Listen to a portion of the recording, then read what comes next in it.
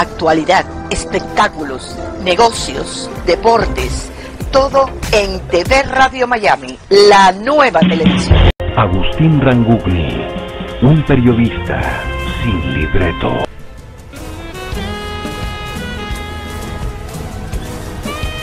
¿Cómo le va? Qué gusto de saludarlos. Aquí estamos, como de costumbre, haciendo Portal Miami, programa que emitimos por TV Radio Miami, en asociación estratégica con Radio Miami Internacional y todas las emisoras que generosamente siguen la transmisión. A todas ellas, como de costumbre, muchas gracias. Bueno, hoy un día muy interesante. Pasan cosas en la Argentina catastróficas, pero no podemos dejar de lado un acontecimiento histórico. Hoy es una fecha donde recordamos a Jorge Luis Borges, uno de los escritores de habla hispana más influyente del siglo XX.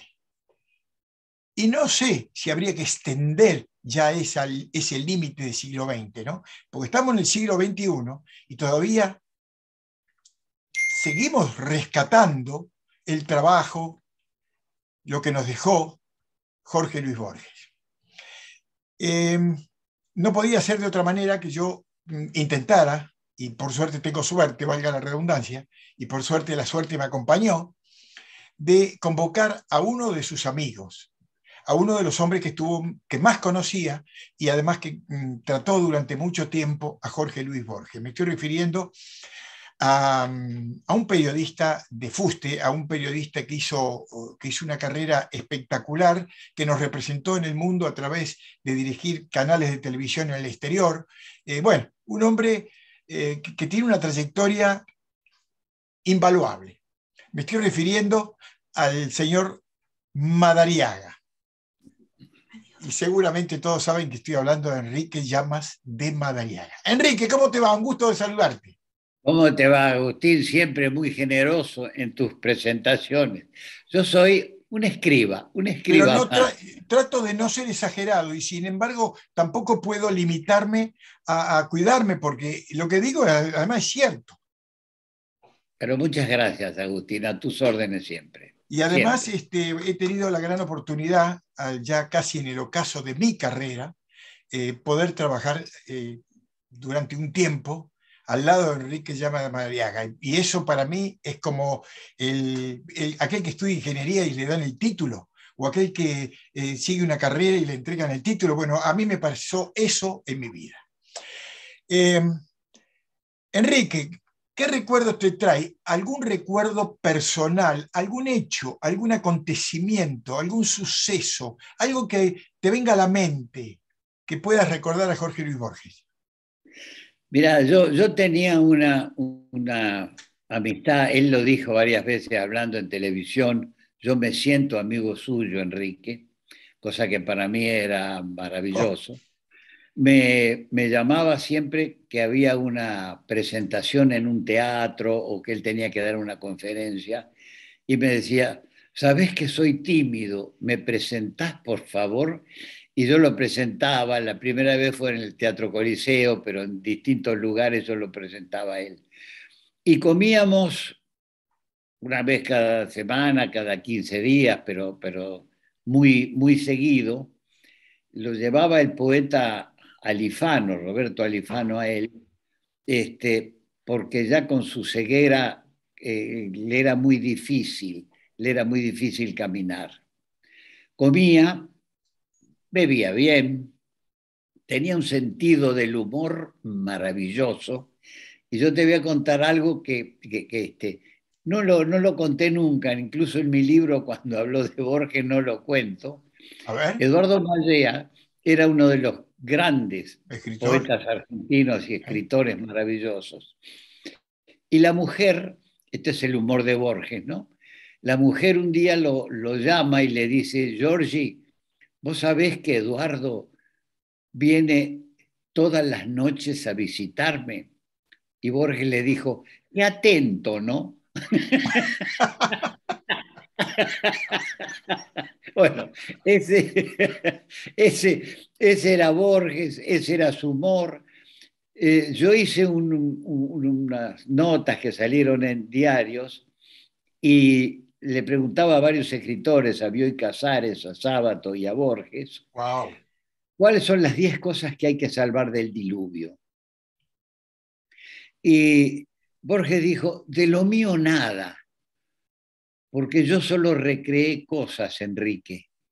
Yo soy simplemente un hombre que recrea, porque es imposible crear en la literatura, después de De Quincy, de Stevenson, de Quevedo. Él decía que el más grande escritor de la lengua española era Quevedo, de Cervantes o de Shakespeare. Así que soy un recreador. Y dije, bueno, pero hay poemas suyos maravillosos. Y me dijo, ¿cuál te gusta a vos? Y le dije, el poema conjetural. El poema conjetural es el de la muerte de Francisco Narciso de Laprida. Y vos sabés que es tan vigente, Agustín, que hoy pienso en ese poema conjetural cuando dice Laprida al morir, yo que soñé un mundo de cánones y leyes. Y hoy estamos viviendo en una Argentina sin cánones ni leyes. Y él me dijo, ¿te parece? Sí. Y otro, eran los dos poemas del ajedrez, cuando él habla del sesgo alfil, del ladino peón, del oblicuo, porque hace dos poemas, y, y me contó con su correspondencia con Ben Gurión y con Isaac Rabin. Uf. Él decía que en el fondo todos tenemos algo de árabe, de judíos y de algún otro lugar del mundo. Entonces, ¿por qué no nos amamos las razas? Y era su obsesión.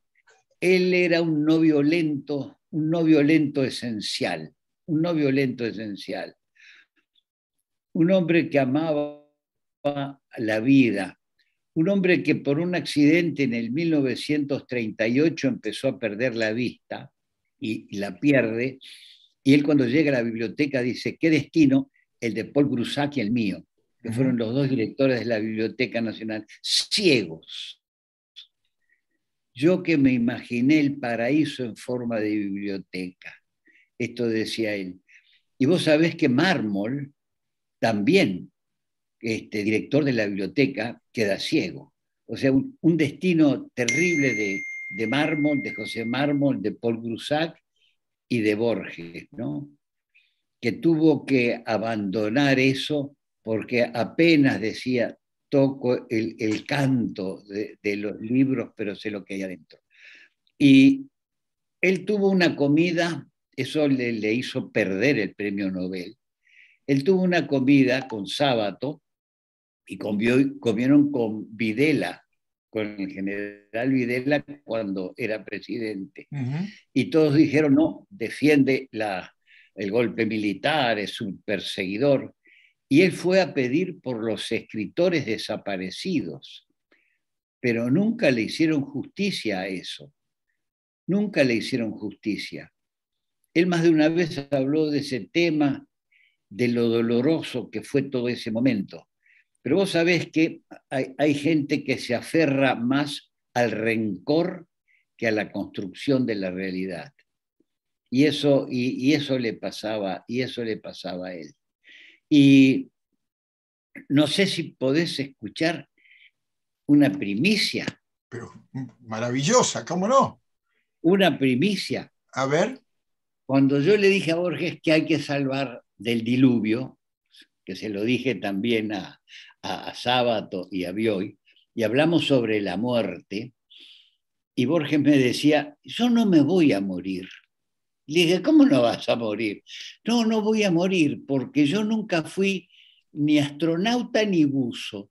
O sea que no tengo ganas de ser muerto. No tengo... Cosas increíbles, sí. No tengo por qué serlo. Y le dije, lo mío es el poema conjetural, y lo tuyo, y me dijo, es el ajedrez.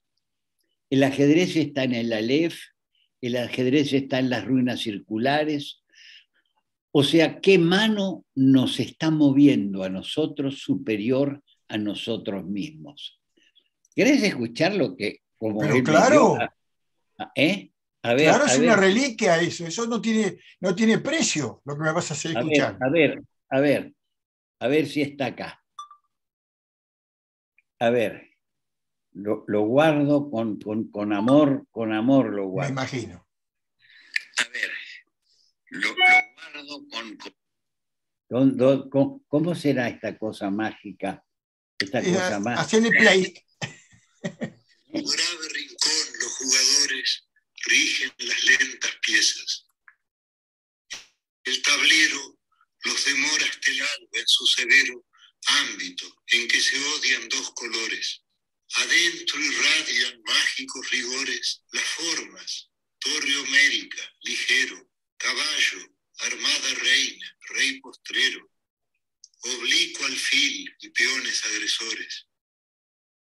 Cuando los jugadores se hayan ido, cuando el tiempo los haya consumido, ciertamente no habrá cesado el rito. En el oriente se encendió esta guerra, cuyo anfiteatro es hoy toda la tierra. Como el otro, este juego es infinito. ¿Qué? Te lo doy para vos, querido amigo. Una reliquia, eso es una reliquia. Te lo doy porque le dije, me lo grabas, por favor, y me grabó el ajedrez. Vos mirá cómo define las piezas. Los colores que se odian en ese espacio, ¿no? Los colores que se odian.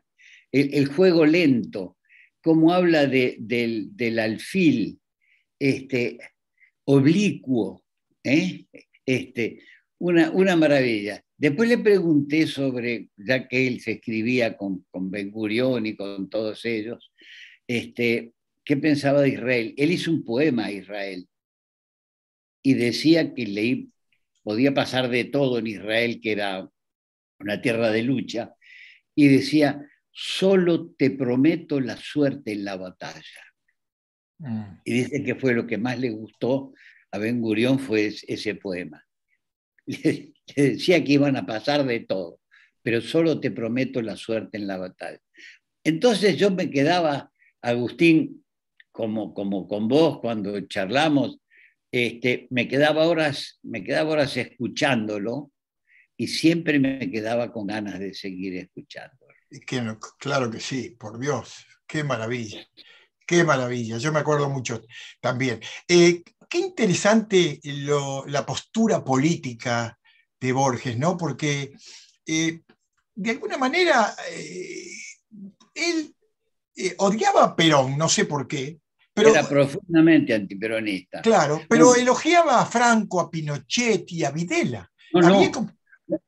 No, nunca los elogió, sino que dijo que venían a terminar con una infamia. O sea, él después de eso no elogia a Pinochet. Él dice que termina con una infamia. Igual que Franco dice que termina con una... Pero después no volvió a hablar más de ese tema, como no volvió a hablar más de los dictadores o los usurpadores del poder en la Argentina. Lo que él era profundamente antiperonista y lo escribía y lo decía, y cuando llega Perón al poder, él estaba en la biblioteca, trabajaba en la Biblioteca Nacional. Sí. Y ahí fue, vos te acordarás muy bien, claro. Lo trasladan y lo hacen inspector de aves, huevos y gallinas. Sí, señor. Lo mandan a la inspección de aves y huevos. Y dice, yo tenía que definir el huevo oscuro y el blanco y aves, qué sé yo de eso, decía. Pero eso lo manda Perón. Eso lo mandó Perón. Pero qué interesante porque el propio Borges decía que él no sabía nada de política. Sin embargo, era un opinólogo de cada uno de los representantes, ¿no? Como lo que hablábamos recién, de Perón, de Pinochet y todos ellos, ¿no? Sí, de Perón siempre habló mal. De Perón siempre habló mal. Y de Franco, me acuerdo. De Franco dijo que terminó la ignominia, pero después ya se acabó la defensa de él. Y hay una anécdota muy famosa que Borges estaba hablando y vienen unos chicos peronistas y le recriminan y le dicen de todo, etcétera. Y le dice, uno de estos chicos le dice, porque para que sepa, yo soy peronista. Y Borges le dijo, yo también soy ciego.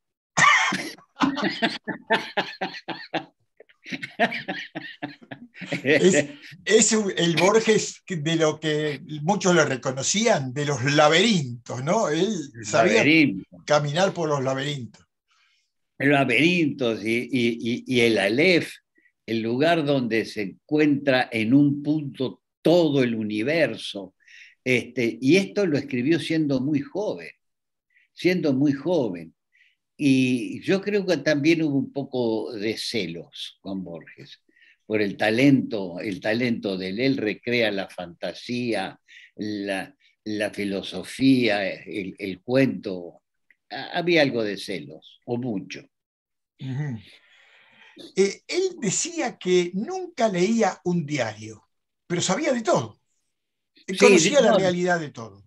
Claro, sí, sabía la realidad de todo, decía que no leía diario, porque yo le decía a veces, me decía, che, ¿seguís escribiendo? Sí, sigo escribiendo un diario. Y me dice, nada más efímero que un diario. Nada más efímero. Tiene razón.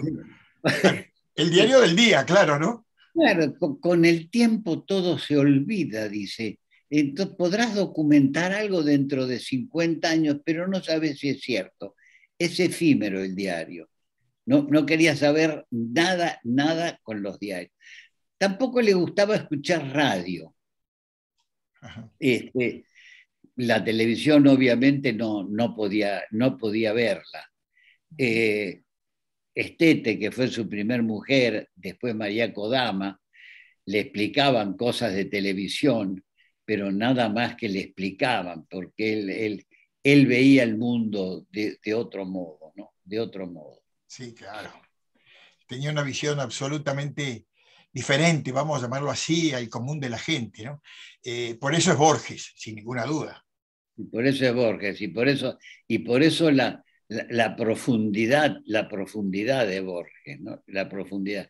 Y por eso el tema de la Academia Sueca, que cuando va a esa comida, y le dice, algunos militares son unos caballeros, y ahí después dijo de todo, porque fue a los juicios de la Junta Borges, ¿eh? Y eso, sí, claro. Eso la gente no lo recuerda, porque la memoria es parcial en la Argentina, lamentablemente. Iba a los juicios de la Junta y decía, qué locura, yo no sabía. Claro, él estaba en otro mundo, ¿no? Él estaba en otro mundo, claro. Él lo miraba desde la estratosfera todo. Claro, estaba en otra cosa. Vos que lo trataste mucho, ¿cómo percibías que él sufría o vivía como tenía que vivir a consecuencia de la ceguera? Él hablaba no mucho de la ceguera, decía que Dios le dio los libros y la oscuridad. Pero cuando vos le preguntabas qué recordaba de la vista, y decía, apenas un tigre y el color amarillo. Ajá.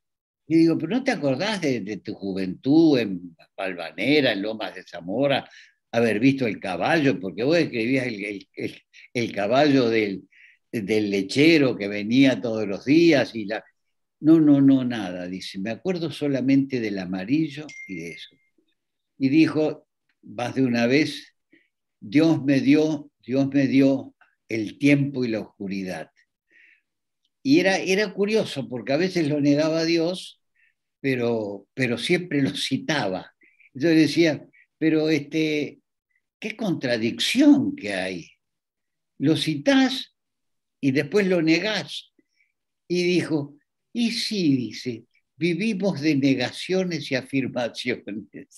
Era un tipo entrañable. No. Yo siempre, de tanto en tanto, me de alguna manera me hace volver al pasado. Tengo grabaciones de entrevistas que hizo Antonio Carrizo en Sí, televisión con Borges. Y verlo ahí a Borges y incluso a su esposa, realmente te emociona mucho. Bueno, a mí me emociona mucho y me da orgullo de que haya sido argentino, ¿no? sí, te da orgullo. Yo hablaba mucho con Tony Carrizo de él, trabajábamos juntos en la radio, Mm, este, un grande y, también. y él tenía un rencor hacia mí y Borges, porque Borges en los reportajes, cuando yo lo llevaba a la radio o a la televisión y hablábamos largamente, él me decía, me siento su amigo, Enrique. Y no se lo dijo nunca a Tony, pero tenían charlas magistrales con Tony. Sí, sí, Porque sí. Tony era un gran lector, Antonio era un gran lector, un gran lector. Y un gran lector y admirador de escritores, entre ellos Borges, por supuesto. Y déjame sacarle el sombrero porque era hincha de Boca, además. Bueno, algún defecto tenía que tener. Pero bueno, algo es algo, ¿viste? Tenemos que rescatar algo que nos identifique, más allá de toda su habilidad eh, cultural y todo eso. Este, Enrique, yo me acuerdo cuando yo hacía mi programa en Radio América, una mañana, eh, lo llamé muy temprano, como a las 7:30 de la mañana. Y yo supongo que vos sabés lo que significaba para Borges que lo despertaran a esa hora. No le gustaba. No le gustaba. Sin embargo, tuvo la generosidad de atenderme. Pero lo más grave y que no, lo más grande y lo más importante que yo rescato y no me olvidaré nunca, cuando termina, yo le pido disculpas de haberlo despertado y me dijo, no, no, no, para mí fue un hermoso amanecer. No Qué lo puedo lindo, sacar de mi mente. qué lindo, qué lindo. ¿No? Él tenía cosas, algunas respuestas maravillosas. Una vez estábamos hablando del amor, de las novias, porque todos nos hemos enamorado más de una vez.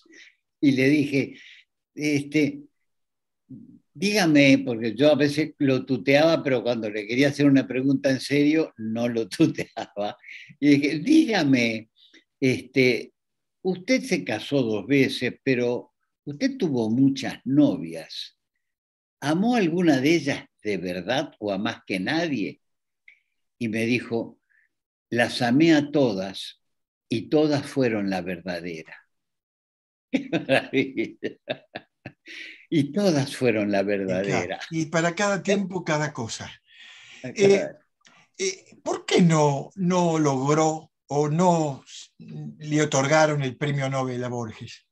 ¿Qué razones hubieron? ¿Qué privó para que él no pudiera haber obtenido el Nobel, que lo tenía más que acreditado y merecido?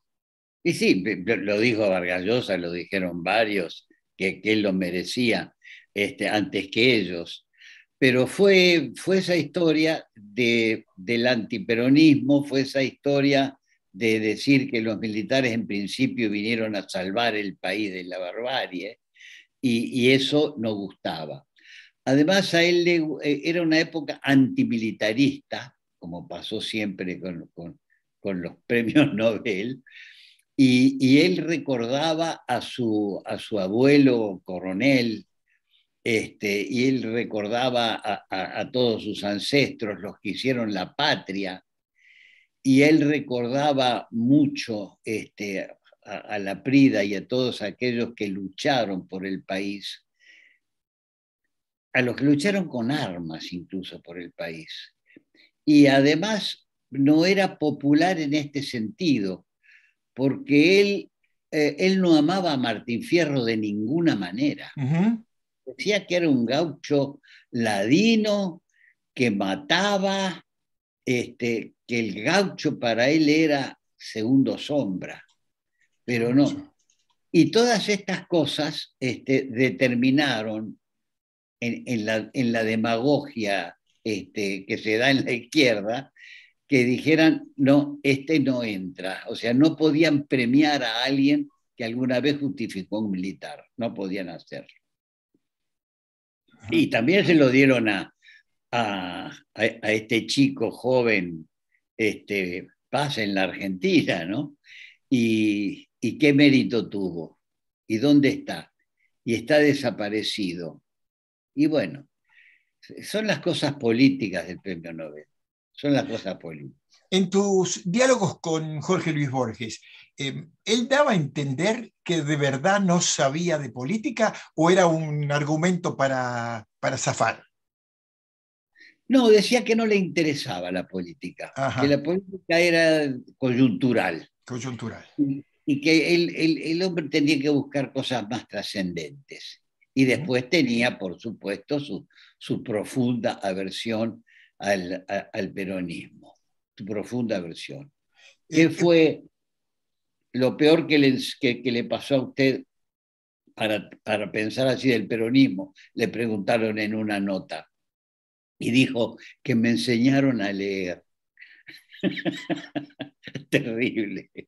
Entonces leía lo que estaba pasando.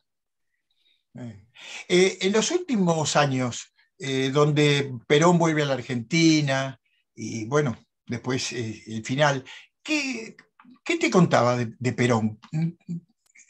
¿Supiste alguna vez de dónde salía el enfrentamiento con Perón?